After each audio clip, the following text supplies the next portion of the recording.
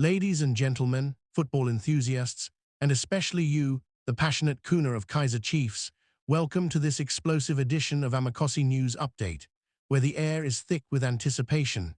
The echoes of victory chants still linger from past glories, and the future of our beloved Fefani Glamour boys hangs in the balance like a perfectly weighted free kick from the boot of Dr. Cumulo himself. Today, on this crisp September morning in 2025, we dive headfirst into the heart of Soweto's beating pulse, the natural stadium that is the soul of South African football, to unpack a story that's got the entire nation buzzing, from the dusty streets of Kagiso to the high-rises of Sandton. It's a tale of departure, of longing, of redemption, and ultimately of hope reignited. Because, my friends, in the wake of Nasruddin Nabi's sudden exit from the helm of Kaizer Chiefs, former Amakosi midfield maestro and unfiltered football sage Junior Khanye has stepped into the spotlight, microphone in hand, passion in his veins, and declared with the conviction of a man who's bled black and gold. Pitso Mosimane is not just the best choice. He's the only choice to steer this ship back to championship waters this season. Picture this, it's barely a month into the 2025-2026 Betway Premiership campaign, and Kaizer Chiefs are sitting pretty in third place on the log, unbeaten in 5, with the kind of swagger that reminds us of the glory days when legends like Ace Nsolingo and Fanny Madida danced on the pitch like it was their personal ballroom. The Nedbank Cup triumph last season, our first silverware in a decade under Nabi's tactical wizardry, had silenced the doubters, quelled the storms of fan frustration that had brewed for far too long. We were dreaming again, Kuna. Dreaming of that elusive league title, of hoisting the PSL trophy high under the floodlights of FNB Stadium, of silencing Orlando Pirates and mamelodi Sundowns with the kind of dominance that made us the kings of African football in the 90s and early 2000s.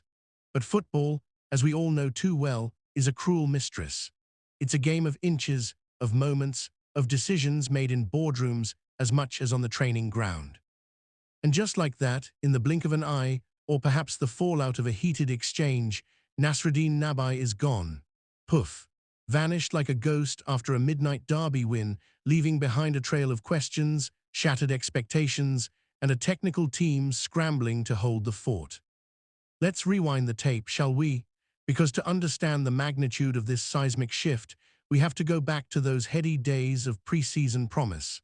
Nabi arrived in Naturena like a desert storm, all fire and precision, his Tunisian roots blending seamlessly with the South African soil. He'd come off a glittering resume, CAF Confederation Cup winner with TP Mazembe, league titles in Tanzania with Young Africans, and that Nedbank Cup magic that etched his name into Amakosi folklore. Remember the final against Stellenbosch, the way he orchestrated that comeback, pulling strings from the touchline like a conductor in the Soweto Symphony Orchestra. Goals flying in from unlikely heroes, defenders turning into midfield maestros, and the fans erupting in a cacophony of vuvuzelas and ululations that could be heard all the way to the Cape. It was poetry in motion, a reminder that Chiefs weren't just a club. We were a movement, a religion, a heartbeat for millions. Nabi spoke of building a dynasty, of instilling a winning mentality that would echo through generations. He brought in fresh blood, signings like the dynamic winger from Morocco, the towering centre-back from Algeria, players who bought into his vision of high-pressing, fluid football that left opponents chasing shadows.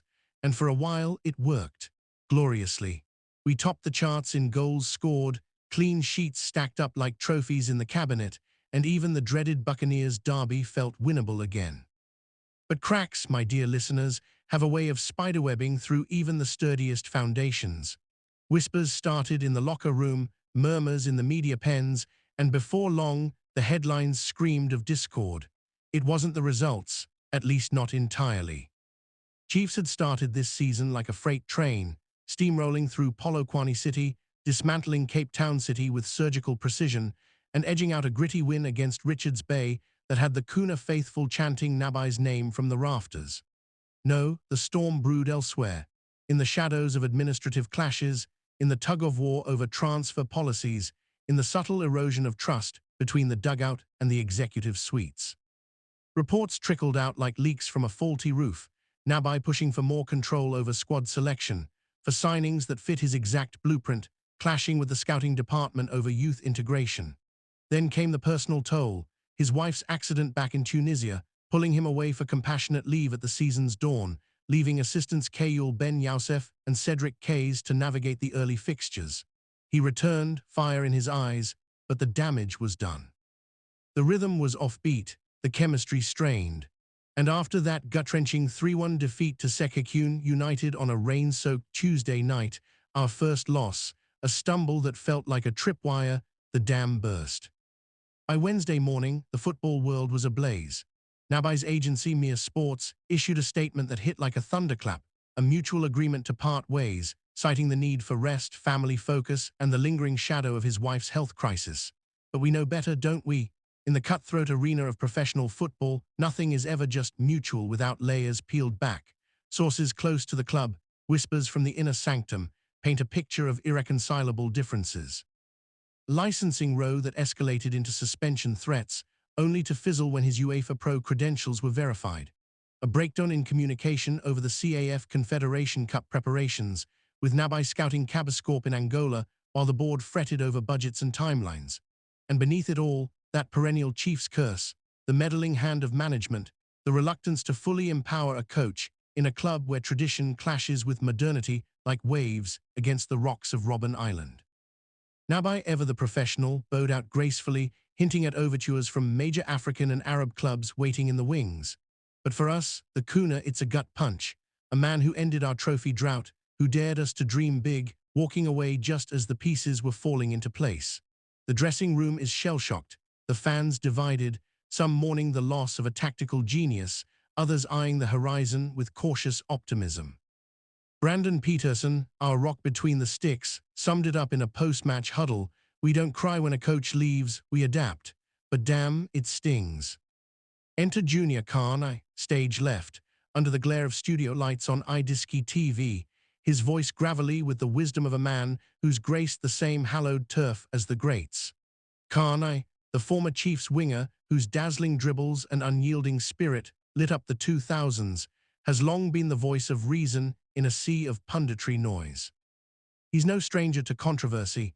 His takes are as sharp as a Samkilo Mgabozi tackle, but when he speaks on Amakosi, it's with the authority of someone who's lived the yellow and black dream, only to see it fractured by mismanagement. And today, in a bombshell interview that's already clocking millions of views across social media, Khanye doesn't mince words.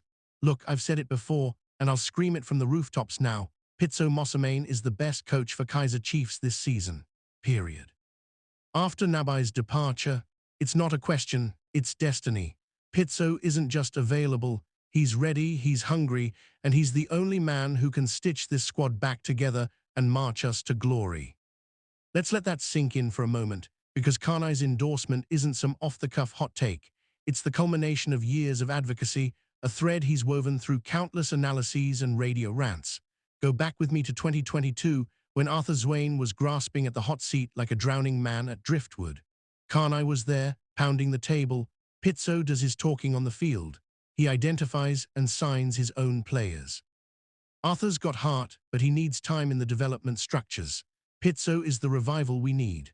Fast forward to 2023, amid the Kevin Johnson interim era and Khanye's doubling down, Kevin and Pitso together, that knowledge, that arrogance, it would transform the team. By 2024, as Nabi's name floated in the ether, Khanye was blunt. Chiefs made a mistake going North African. Pitso was right there, available, proven in the PSL. He knows our soil, our fire. And now, in the ashes of Nabi's exit, Khanye seals it with finality. "I've always been clear, no one else deserves this job. Pitso must bring his technical team, pick his players, and be given the keys to the kingdom. He can fix everything at Kaizer Chiefs." Why Pitso? Why now? Because Kuna, in the grand tapestry of South African football, Pitso Mosimane isn't just a coach. He's a phenomenon, an alchemist who turns squads into dynasties. Born in Kagiso, raised in the townships that birthed legends, Pitso's journey is the stuff of Amakosi folklore. He captained Chiefs in the 80s, hoisting trophies under the tutelage of the greats, before evolving into the tactician who redefined mamelodi sundowns. 8 league titles in a row, 8. CAF Champions League glory, dismantling giants like Al Ahly and Zamalek, with a blend of South African flair and continental cunning. His time at Al Ahly, a master's class in high-stakes poker, winning the African crown against all odds. And let's not forget SuperSport United, where he laid the groundwork for a generation of stars. Pitso understands the PSL's pulse, the physicality, the passion, the politics. He knows how to harness the Kuna energy, turning 90,000 voices at FNB into an 11th man that crushes spirits. Under him, Chiefs wouldn't just compete, we'd conquer. Imagine it, Pitso striding into Nature Arena, his trademark cap tilted just so, clipboard in hand, eyes scanning the squad like a general surveying his troops. He'd take one look at Itumeleng Kuhn, our eternal captain, and see not just a goalkeeper but a leader reborn, mentoring the next wave while reclaiming his spot between the posts. Brandon Peterson. Solid, but Pitso would drill him into an impenetrable wall, blending shot-stopping with distribution that launches attacks like missiles. The backline Reeve Frosler, given Emsa Mango, Thatcheon Ditlhokwi, would be forged in fire, a unit that presses high and recovers low, suffocating opponents before they can breathe. Midfield. Oh, the poetry. Yusuf Mart dictating tempo like a metronome, Enko Singifol Ngikobo unlocking defenses with his silky left foot, and a new signing, perhaps a tenacious box-to-box warrior from Europe's lower tiers, adding steel to the silk. Up top, Ashley Dupreez would thrive under Pitso's tutelage, transforming from poacher to predator, flanked by the explosive talents of Mduduzi Shabalala and a creative spark like Oswin Apollys, whose vision could carve open the tightest defenses. But it's not just about the starting XI, it's the culture Pitso instills. Remember Sundowns, the way he built a fortress mentality where every player bought into the collective dream. Chiefs have talent, raw, pulsating South African talent, but it's been adrift, lacking the glue that binds individuals into immortals. Pitso would demand accountability, yes, but reward it with opportunity.